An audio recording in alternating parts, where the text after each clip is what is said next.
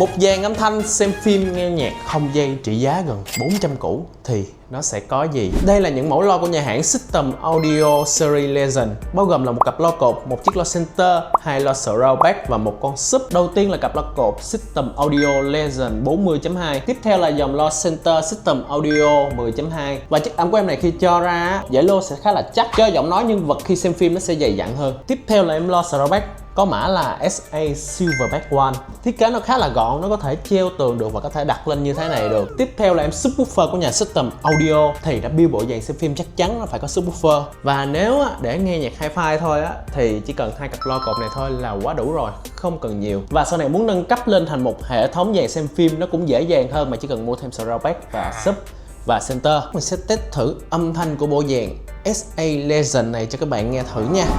Don't need no light to see you shine.